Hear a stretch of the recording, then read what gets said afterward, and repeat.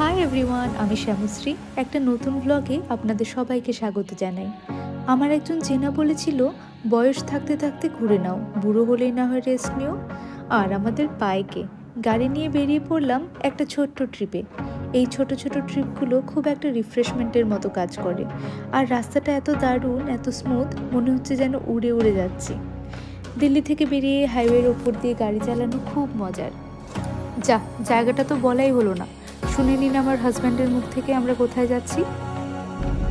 আমরা এই তো মুলতান যাচ্ছি 60 কিলোমিটার 60-70 কিলোমিটার দিল্লি থেকে। এটা নতুন আরবান এক্সটেনশন রোড, এখান থেকে ডাইরেক্ট এয়ারপোর্টের কানেক্টিভিটি আছে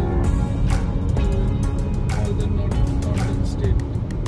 আমরা তো ইউআর রোড শেষ করে এখন ন্যাশনাল হাইওয়ে 44 আর বকবক করতে করতে পৌঁছে গেলাম মুর্থল।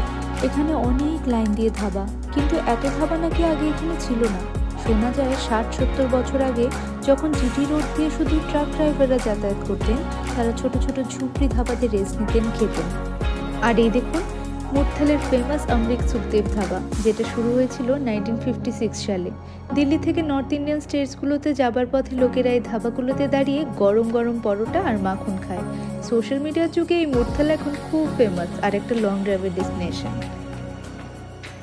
আর এই যে পৌঁছে গেছি আমাদের ধাবাতে।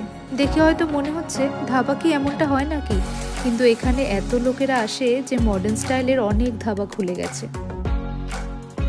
ধাবাটার নাম হাভেলি।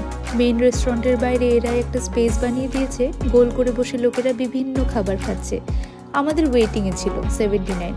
খুব জোর খিদে পেয়েছিল, ভাবলাম চাট বা সামোসা কিছু একটা খেয়ে নিই, কিন্তু ওই টুকটাক খেলে খিদেটা নষ্ট হয়ে যাবে এই ভেবে এদিক ওদিক ঘোরাঘুরি আর টুকটাক ছবি তুললাম। ওই দেখুন 79 নম্বরে ডাক পড়লো। থিমটা পুরো পাঞ্জাবি, সাজ পোশাক, খাবার, অ্যাম্বিয়েন্স, অনেক কয়েকটা পাঞ্জাবি এলিমেন্টস দিয়ে ভেতরটা খুব সুন্দর সাজানো।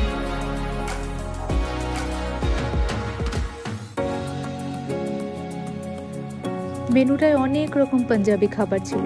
আমরা নিলাম 2টো সামোসা চানা, 2টো পরাঠা আর লস্যি। একটা মিক্সড পরাঠা ছিল আর একটা পনির পরাঠা। খেতে খেতে প্রায় 3-3:30 বেজে গেল। এবার রওনা হওয়ার পালা। বাড়িতে যাওয়ার রাস্তাটা প্রায় 1 ঘন্টা। আর এখন সন্ধে তো, খুব তাড়াতাড়ি অন্ধকার হয়ে যায়, তাই রাত না করে তাড়াতাড়ি বাড়ির দিকে রওনা হলাম। আর শেষে এই রাস্তাটা দেখুন, একদম ব্র্যান্ড নিউ রাস্তা। এয়ারপোর্ট থেকে এটা দিল্লি আর দ্বারকার সাথে কানেক্ট করে। আমাদের বাড়ি যাবার পথে ওই রাস্তাটা ক্রস করতে হয়। যাই হোক, আজ এই অবধি। ভালো থাকবেন, আবার নেক্সট ব্লগে দেখা হবে।